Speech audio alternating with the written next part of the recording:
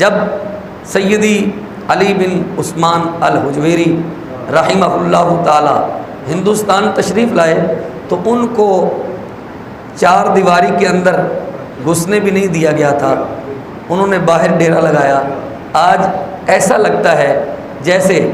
وہ لاہور والے یہ سمجھتے تھے کہ ہم ان بزرگوں کو اندر داخل نہیں ہونے دیں گے، لیکن بزرگ یہ سمجھ کر، یہ گمان کر کے نہیں، یہ یقین کر کے بیٹھ گئے کہ جن بزرگوں نے، جن ولیوں نے ہمیں ہندوستان میں بھیجا ہے، انہوں نے بے سہارا بے آسرا بنا کر ہمیں نہیں یہاں بھیجا۔ وہ لاہوریے یہ سمجھتے تھے کہ اندر داخل نہیں ہونے دیں گے۔ بابا جی نے کہا کہ جن بزرگوں نے ہمیں بھیجا ہے وہ ہمیں بے آسرا اور بے سہارا نہیں چھوڑیں گے۔ آج پورے کا پورا لاہور داتا کی نگری کی طرف امنڈ آیا ہے، یہ اس یقین کے ساتھ۔ اور پھر آپ لاہور میں مختلف مزارات دیکھ لیں، یہ محض قبریں نہیں ہیں، یہ محض مزارات اور آستانے نہیں ہیں، بلکہ یہ اسلام کی وہ شمعیں ہیں جو اللہ ذوالجلال کے ولیوں نے روشن کی تھی۔ ہم انہیں شمع سمجھتے ہیں، ہم انہیں چراغ سمجھتے ہیں جو آج بھی روشن ہیں، اور یہ گواہی دے رہے ہیں کہ ہندوستانی بت پرست راجے مہاراجے یہ کہا کرتے تھے کہ ہم یہاں اسلام اور اسلام کی چلنے نہیں دیں گے۔ ان بزرگوں نے انہی راجاؤں مہاراجاؤں اور انہی راجاؤں مہاراجاؤں کی نسلوں کو اسلام کا کلمہ پڑھا کر، کلمہ طیبہ پڑھا کر نہ صرف یہ کہ مسلمان بنایا، بلکہ ان کے دین سے ایسا جناب والا ایک جو ہے وہ سلسلہ کیا کہ وہ اپنوں سے بیگانے ہو گئے، اور پھر ان کو اپنے بزرگوں کی خبر نہ رہی۔ ان بزرگوں کے ساتھ ان کی ایسی دلچسپی، ایسا جناب والا عقیدت بنی کہ وہ انہی کے ہو کر رہ گئے۔ ایسے ماحول میں آج کوئی بندہ یہ کہے کہ بابے شابے تو کوئی شے ہی نہیں، تو یہ دکھ ہوتا ہے، تکلیف ہوتی ہے۔ اور ایک آدمی آج اٹھ کر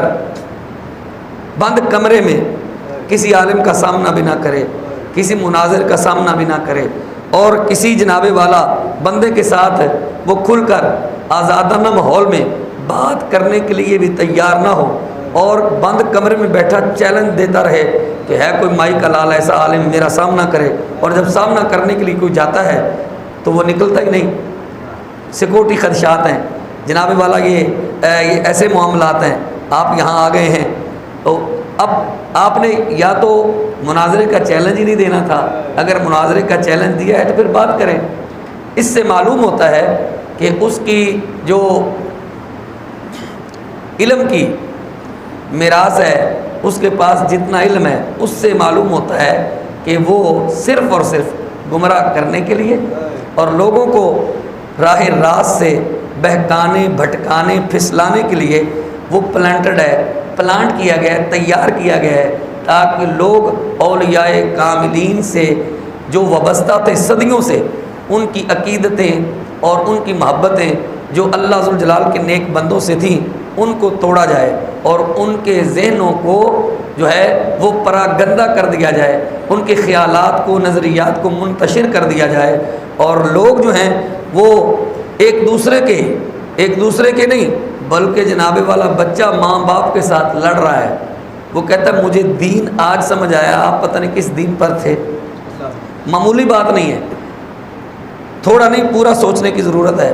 کہ بچہ اپنے ماں باپ سے لڑ رہا ہے، جھگڑ رہا ہے، اور کہہ رہا ہے کہ جناب آپ کیا کر رہے ہیں، آپ جس دین پر ہیں وہ صحیح دین نہیں ہے، صحیح دین اور سچا دین تو مجھے اب پہنچا ہے۔ پوچھنے کی ضرورت ہے، اگر کوئی زحمت گوارا کرے تو پوچھے کہ جناب والا پہلے جس دین پر لوگ چل رہے ہیں اگر یہ غلط ہے اور اب نیا آیا ہے تو پھر سوچنے کی ضرورت ہے، کیا وحی آئی ہے، کیا نئی وحی آ گئی ہے، کیا کوئی نیا نبی آ گیا ہے؟ اگر نبی بھی وہی ہے جسے محمد صلی اللہ علیہ وسلم کہا جاتا ہے، اور وحی بھی وہی ہے جسے قرآن کہا جاتا ہے، وحی کا دروازہ بند ہو گیا، نبوت کا دروازہ بند ہو گیا۔ امام الانبیاء صلی اللہ علیہ وسلم نے فرمایا میرے بعد کوئی نبی نہیں، میرے بعد کوئی رسول نہیں، نبوت اور رسالت کا دروازہ قرآن نے، خدا نے یہ کہہ کر بند کر دیا ہے، اے محبوب ولکن رسول اللہ و خاتم النبیین، یہ کہہ کر بند کر دیا ہے کہ اے محبوب تجھے میں ساری کائنات کے لیے رسول بنا کر بھیج رہا ہوں، یہ کہہ کر بند کر دیا ہے کہ اے محبوب علیہ الصلوۃ والسلام تو جن و بشر کے لیے ہی نہیں، کائنات کی ہر چیز کے لیے تو رسول بن کر آیا ہے۔ اور پاک نبی صلی اللہ علیہ وسلم نے خود بھی فرمایا کہ کائنات کی ہر چیز جانتی ہے کہ میں اللہ کا رسول ہوں سوائے خبیث جنوں کے اور نافرمان انسانوں کے۔ تو جب یہ چیز بالکل واضح اور ظاہر ہے تو پھر کوئی بندہ یہ بات کرے تو اسے کوئی جناب والا نہ ٹوکے نہ اسے کوئی روکے کہ کیا بکواس کر رہے ہو، یہ خرافات میں مبنی، یہ ہذیانات پہ مبنی اور یہ دین کے منافی جناب والا جو عقیدہ اور یہ بنیاد تم نے رکھی ہے، اس سے نسلیں بگڑ رہی ہیں، نسلیں بدتمیز ہو رہی ہیں، بچے بے ادب ہو رہے ہیں، ماں باپ کے ساتھ الجھ رہے ہیں، جھگڑ رہے ہیں، ماں باپ کافر ہیں، ماں باپ بت پرست ہیں، ماں باپ گھروں میں رام کرشنا کی مورتیاں رکھے ہوئے ہیں کہ آپ انہیں آج کہہ رہے ہیں کہ یہ آپ تو بے دین ہیں، دین تو ہمیں اب پتہ چلا ہے۔ تو اس کا مطلب یہ ہوا کہ کوئی ہے جو آپ کی نسلوں کو خراب کر رہا ہے، آپ کی جناب والا ینگ جنریشن کو، نسل نو کو برباد کرنے کا اس نے بیڑا اٹھا رکھا ہے۔ یہ کن سازشوں کا نتیجہ ہے، یہ کن لوگوں نے جناب والا اسے پیدا کیا ہے، وہ اسے سوچنے کی ضرورت ہے۔ یہ ایک بندہ نہیں ہے، ایسے کئی بندے ہیں جنہیں امریکی پالیسی کے تحت امریکی سکولوں میں اسلام پڑھایا گیا اور پھر انہیں لانچ کیا گیا، اور یہ پلانٹڈ ہیں، انہیں پھر یہاں بھیجا گیا کہ آپ مسلمانوں کی نسل نو کو برباد کر دو، تباہ کر دو، نظریات کا کھلواڑ کر دو، اور نظریات کے ساتھ ایسا کھلواڑ کرو کہ وہ لوگ اپنے ہی بزرگوں کے ساتھ جناب والا الجھ جائیں، اور اولیاء کاملین جن کی برکت سے ہندوستان اسلام کا مرکز اور محور بنا ہے، ان کو ہی وہ معاذ اللہ کافر و مرتد قرار دے دیں۔ آپ دیکھ لیں حضور سیدی علی بن عثمان الحجویری، جنہیں ہم داتا صاحب کے نام سے زیادہ جانتے ہیں، اور حضرت فرید الدین جنہیں ہم گنج شکر کے لقب سے زیادہ اچھے طریقے سے پہچانتے ہیں، سید شیخ عبد القادر جیلانی علیہ الرحمہ جنہیں ہم غوث اعظم کے انتہائی اعلیٰ لقب سے ہم جانتے پہچانتے ہیں، ایسے ہزاروں اولیاء وہ آنے واحد میں یہ کہہ دے کہ بابے تے کچھ ہے ہی نہیں، یہ قرآن کے کس جناب والا کس آیت کی یہ تعلیم ہے، یہ کس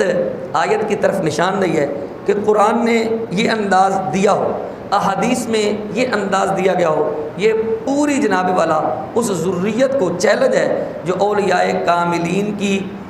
محبت الفت نکالنے کے لیے لوگوں نے بنا رکھے ہیں۔ سینوں سے محبت اولیاء کبھی نہیں نکلے گی، یہ تو قائم رہے گی۔ اگر کوئی بندہ دائیں بائیں پھسل رہا ہے، بہک رہا ہے، ہم اسے سمجھانے کی کوشش کریں گے، لیکن اگر وہ نکل گیا ہے تو پھر اس میں ہمارا کوئی قصور نہیں، شیطان نے بھی اپنا کام کرنا ہے۔ حضرت مولانا روم رحمۃ اللہ تعالی نے بڑی پیاری بات کہی، وہ فرماتے ہیں کہ چوں بسا ابلیس آدم روئے ہست، چوں بسا ابلیس آدم روئے ہست، پس بہر دستے نبایت در دست۔ آپ فرماتے ہیں کہ ابلیس کی صورت لے کر کئی لوگ گھوم پھر رہے ہیں، ابلیس آدمیوں کی صورت میں گھوم پھر رہا ہے، لہذا ہر آدمی کے ہاتھ میں ہاتھ مت دے دینا۔ لبادے یعنی بہروپیے بھی پھر رہے ہیں، تو بہروپیوں سے بچنا۔